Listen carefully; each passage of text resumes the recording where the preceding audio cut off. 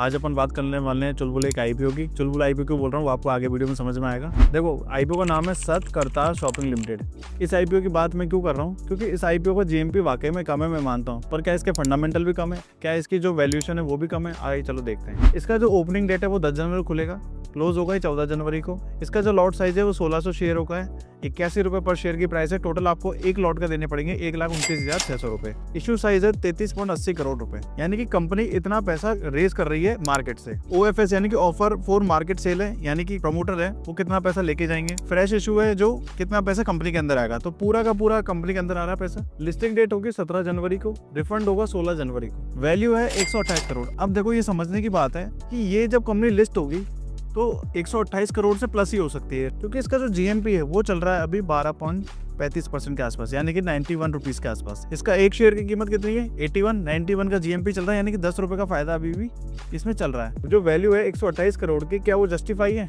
अगर अपन इसको देखें कि 1,29,600 33.80 करोड़ इन्होंने मांगे हैं, तो टोटल कंपनी की वैल्यू 128 करोड़ ही बन रही है। अगर 1 रुपए प्लस पे भी लिस्ट होती है ना, तो ये कंपनी की वैल्यू 130 करोड़ पहुंच जाएगी, फिर 150 करोड़ पहुंच जाएगी, 200 करोड़ पहुंच जाएगी। तो कंपनी का जो वैल्यूशन है वो देखा जाए तो बहुत महंगा है इससे भी।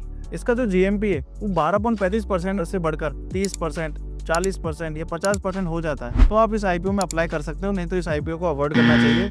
पर कंपनी क्योंकि अच्छी है, कंपनी का फंडामेंटल देखोगे उसमें सेल्स ग्रोथ होती हुई दिखेगी, नेट प्रॉफिट ग्रोथ होता हुआ दिखेगा। जो इसकी बैलेंस शीट है उसमें जो इक्विटी है वो 3 की है और रिजर्व सब 7 का, यानी टोटल 10 करोड़ का माल है।